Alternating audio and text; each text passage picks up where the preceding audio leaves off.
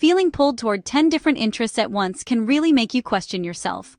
One week you're fascinated by psychology, and the next, you're deep into technology, writing, design, business, or, something completely unrelated. Eventually, someone labels it distracted, unfocused, a dabbler. That label quietly reshapes how you see yourself. Instead of recognizing curiosity as a strength, you start wondering whether you're incapable of commitment. The voice of imposter syndrome gets louder because, honestly, you never stay in one lane long enough to feel like the definitive expert. Every new interest feels exciting at first, but eventually it brings the same doubt. Why can't I just choose one thing like everyone else? But psychology suggests something very different is happening. If your mind keeps moving across different fields, you may not be lacking direction at all. You may actually be developing a cognitive structure that is increasingly valuable in the modern world. Researchers sometimes describe this structure as the M-shaped mind. Let's unpack what that actually means. For most of the last century, specialization made perfect sense. Industrial systems rewarded people who became extremely good at a narrow task. Doctors specialized, engineers specialized, academics specialized, and the narrative became clear: depth equals value. But this narrative ignores something important about how real-world problems actually work. Many of the challenges people face today are unpredictable, complex, and constantly changing. Psychologists sometimes describe environments like this as wicked learning environments. In a wicked environment, patterns change quickly. The strategies that worked yesterday may stop working tomorrow. Information comes from many sources, and solutions often require combining ideas from different fields. Specialists thrive in what researchers call kind environments, where rules stay stable and feedback is immediate. But when the environment becomes unpredictable, generalists start to outperform them. This is where people with many interests suddenly look very different. Instead of having one narrow skill, they develop multiple areas of depth. Not shallow knowledge, but genuine competence in several different domains. When you visualize that skill profile, it doesn't look like a straight line. It looks more like the letter M. 2 or 3 areas of deep capability connected by a broad base of curiosity. That's the M-shaped mind. One of the most powerful cognitive abilities humans have is something called far transfer. Far transfer happens when knowledge from one field suddenly solves a problem in another completely different field. It's the psychological mechanism behind many breakthrough ideas. A software developer who studied music may recognize patterns in algorithm design that mirror musical composition. A farmer who understands ecosystems may approach business strategy in a way that prioritizes resilience instead of short-term optimization. These connections are invisible to people who stay inside a single discipline. Your brain is constantly building pattern recognition networks. When you study multiple domains, those networks become more flexible. You begin to see analogies and structures other people simply miss. This is why some of the most innovative thinkers in history were not pure specialists. They were intellectual cross-pollinators. Psychologically, the brain thrives on these connections. Novelty activates learning systems. Diverse experiences increase cognitive flexibility. And cognitive flexibility is, honestly, one of the strongest predictors of creative problem-solving. So if you've ever wondered why your brain keeps chasing new interests, there's a good chance it isn't random.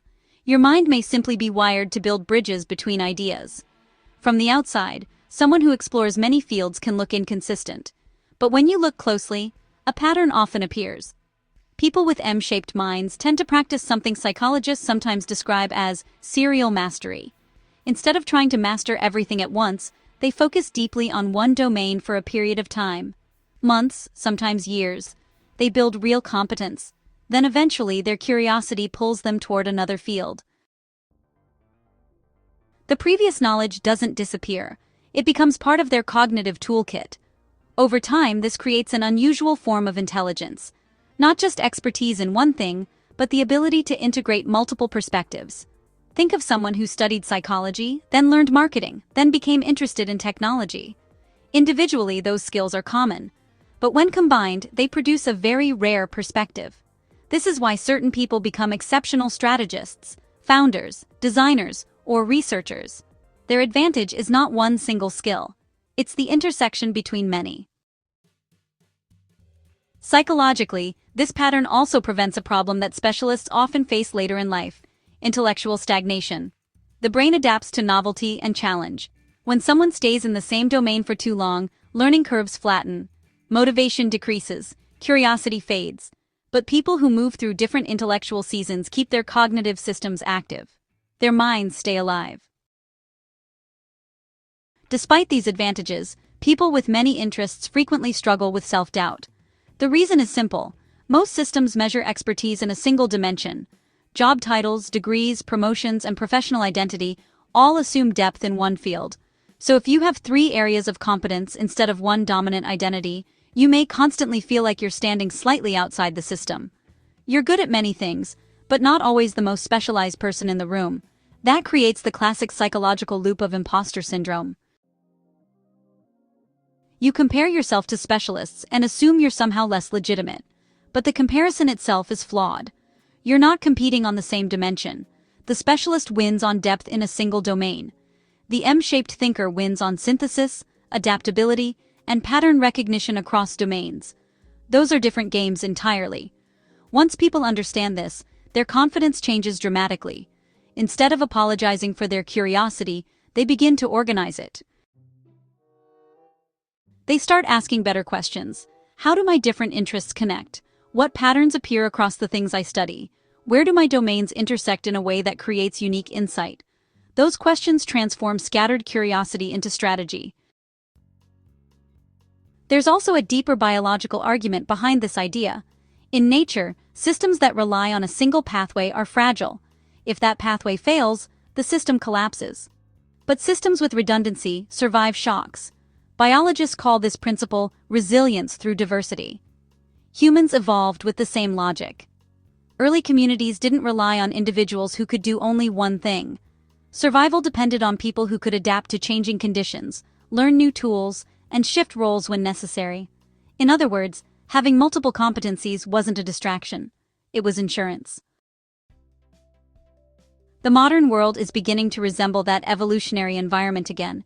Technology changes quickly, industries transform, entire job categories disappear while new ones emerge. People who can pivot, learn, and integrate new knowledge have a profound advantage. And those are exactly the traits that appear in people with many interests.